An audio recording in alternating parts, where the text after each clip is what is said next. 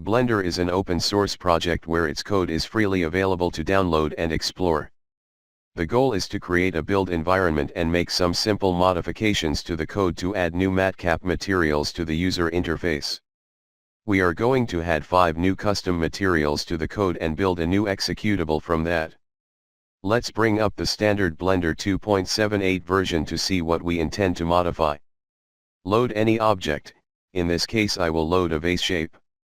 Click the N key and find the location of the matcap materials.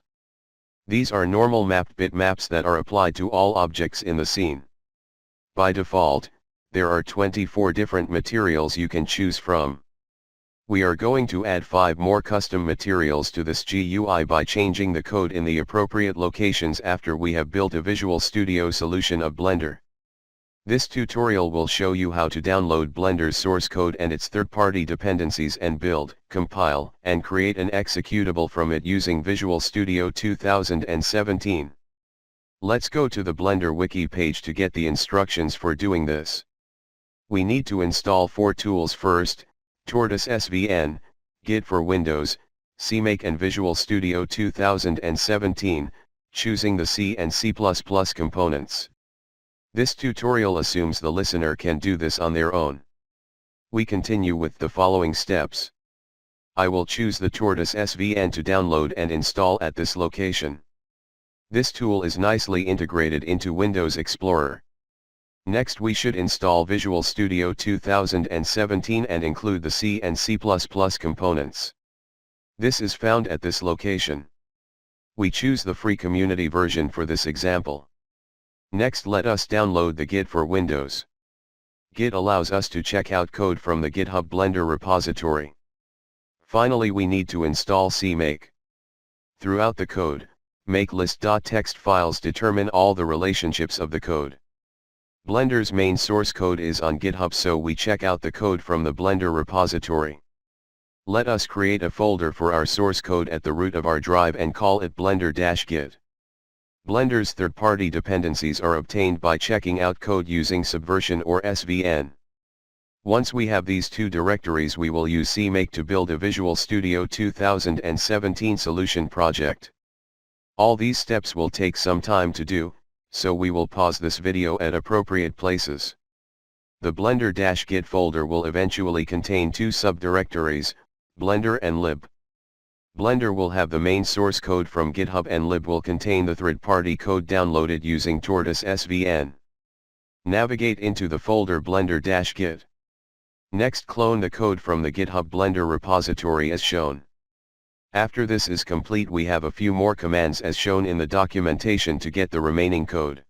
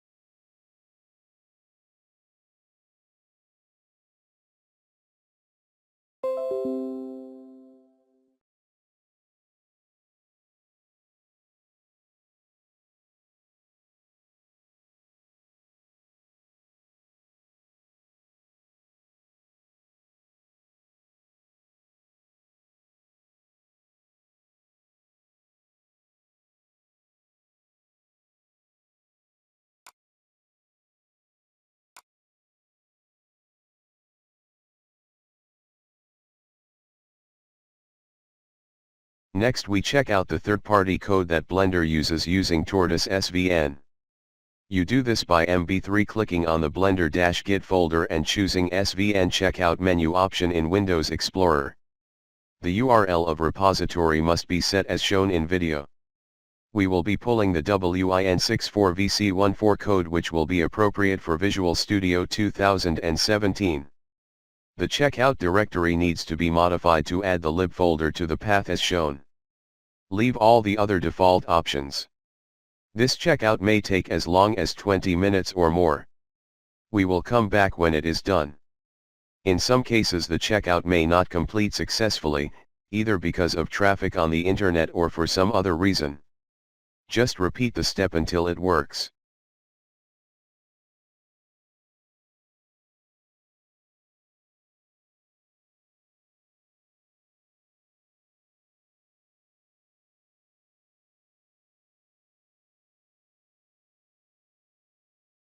After the completion of the SVN checkout, we should now have two folders under the Blender-Git folder, Blender and Lib. Very quickly, let us drag the top-level folder into the excellent text editor, Sublime Text, and look at the directory structure. The Sublime Text Editor can be downloaded from the web and is a very quick and efficient text editor that I will use in addition to the Visual Studio IDE.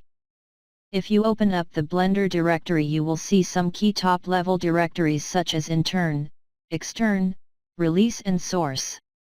The bulk of the main source code will be under the source directory. Open up the Blender folder and you can see the main directory structure of Blender's source code.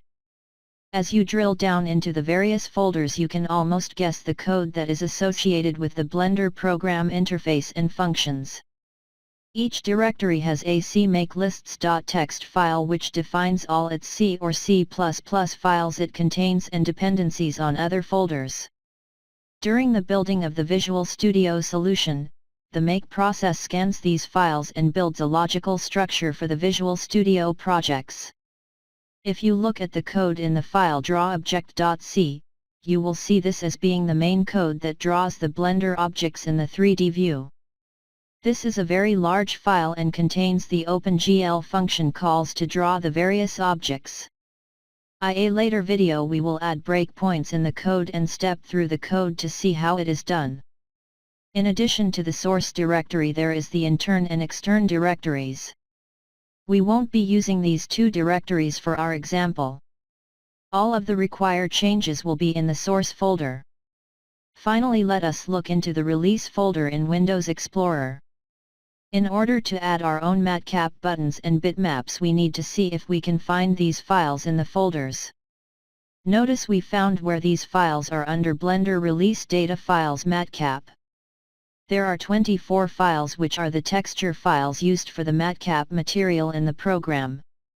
It would be a good guess that we will need our 5 new JPEG files to be placed here using similar names.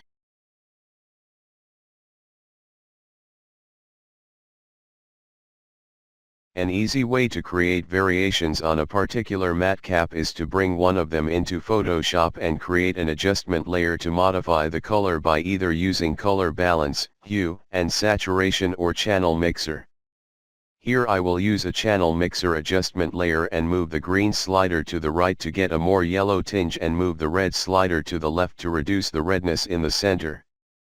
Then you can export this out as a JPEG file.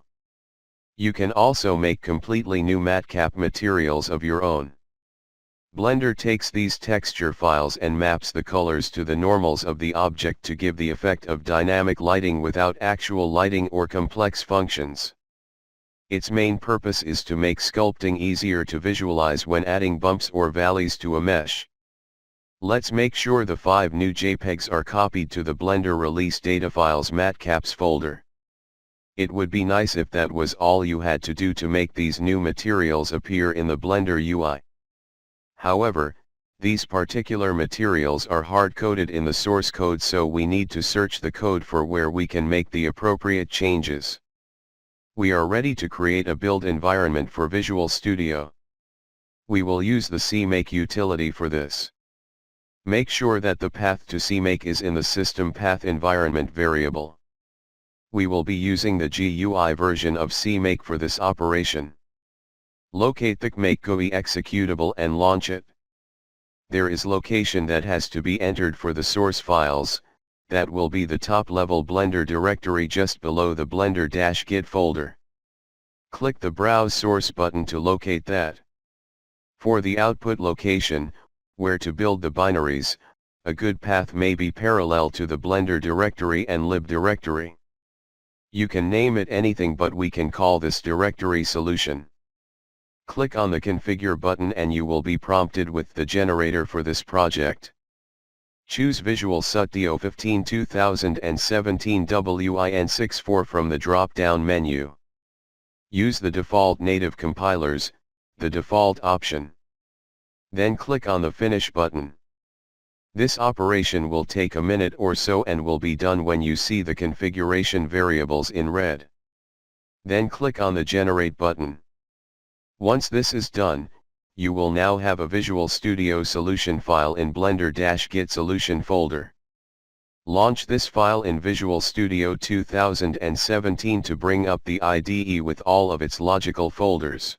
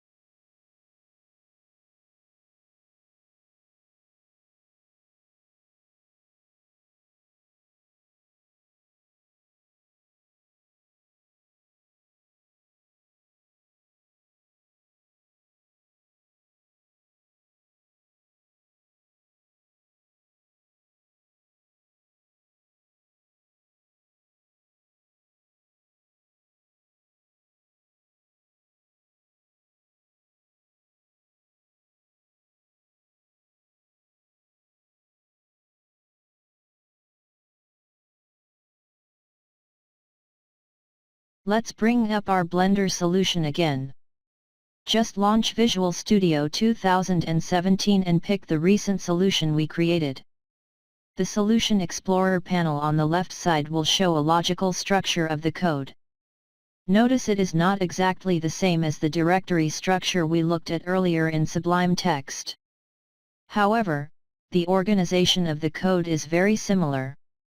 We can locate our draw object file by drilling into bf_editor_space_view3d, opening up the source branch and clicking on the drawObject.c file.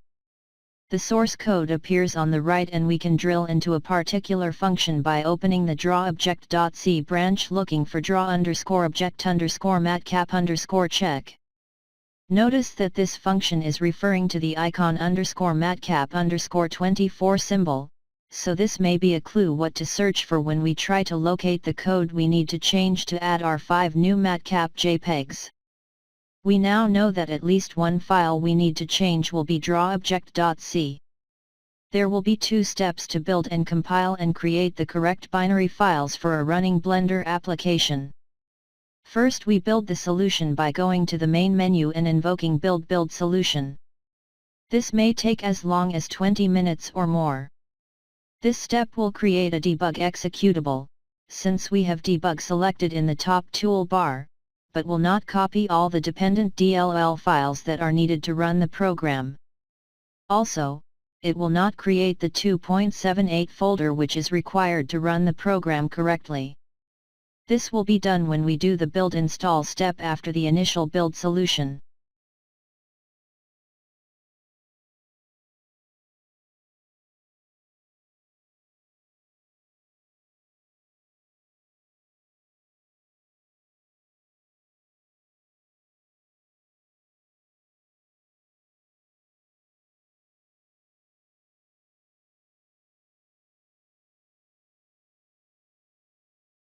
Our build is now complete and notice we have no errors.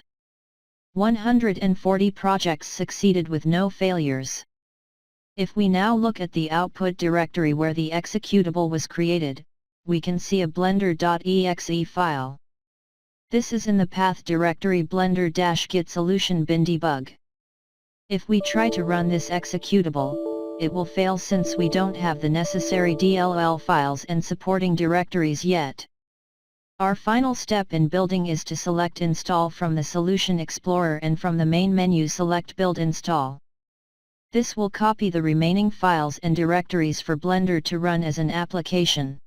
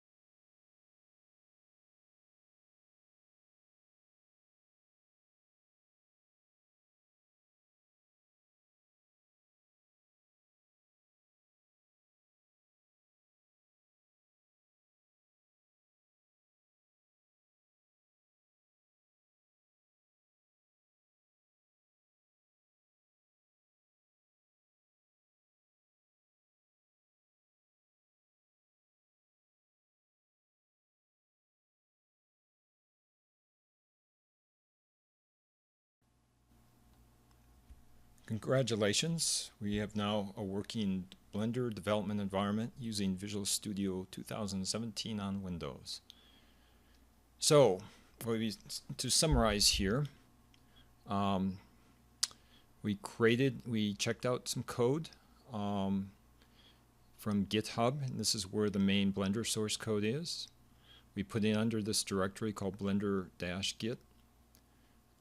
We then use Subversion to check out all the third-party code, and you can kind of see what's in here. Things like JPEGs and TIFF converters and some movie stuff and all kinds of other things, pings. And then what we did was, using the CMake, we create a solution. Under the solution, we have created a Visual Studio Blender solution file, and then we brought that up and went through 2 steps there, building the solution in the first step. What that does is create this bin file, debug, and then just the basic executable with a few other files. Then we had to do the build install to get all the DLLs and all the related files and it created this 2.78, which has things like data files and what's interesting in Python scripts and so forth. So, so now this is a completely working executable. One thing to note, I have an earlier version. This is the standard version here that I downloaded a couple months ago.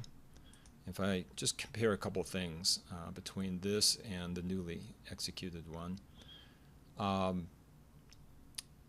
if you come up here, you see the version is 2.78, and that's it. And then if you look at the splash screen, it gives the date of the last check, the last change for this source, and that was way back in February 24th. Okay, so let me get rid of that. Now I'll bring up our newly built version. You'll see here it's 0.5.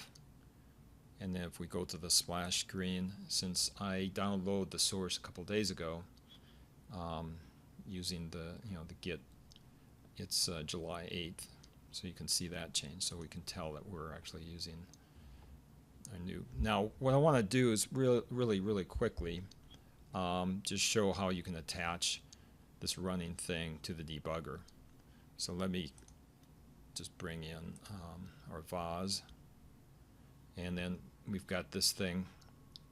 We haven't actually added the 5 materials yet. I need to go and scan through the code to find those and make the appropriate changes from the show up. That will be in the part 2 of this video series.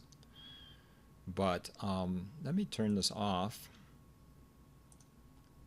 for now, and then go back, and let's go to our Visual Studio, and let's try to attach that, this particular process here to the debugger. So you go into here and just say attach to process. Then you go to the executable that we launched, which is Blender, and then say attach, and now we're in we're in the debugger now. So let's find a place. Remember, we found one piece of code that we may have to change if we add our new materials. Let's go into the 3D view and then the draw object.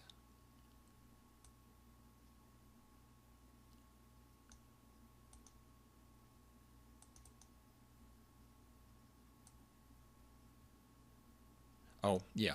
So I'm already in the draw object, then I open this up, and now I'm looking for a function, and that's going to be draw object matcap.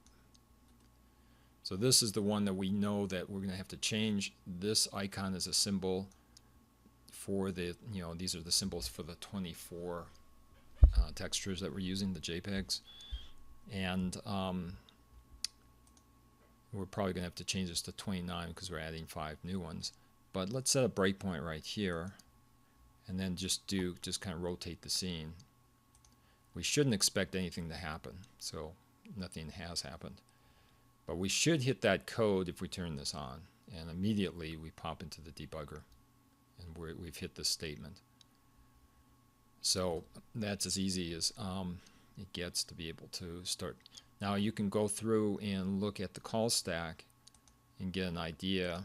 If you go back one, we're still in this draw object function, and this indicates where we'd be after we execute, end this call, and that's the draw object matcap check is where we set our breakpoint. So in the next video, we will cover actually trying to figure out where in the code we can make the changes so we can sort of add to the GUI.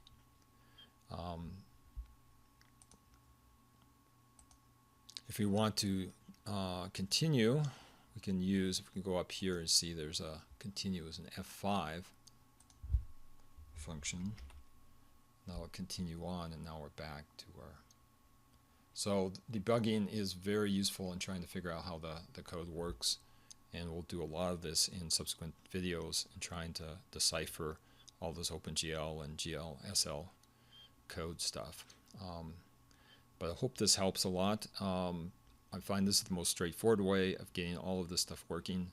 And I think doing this through a video is a little simpler.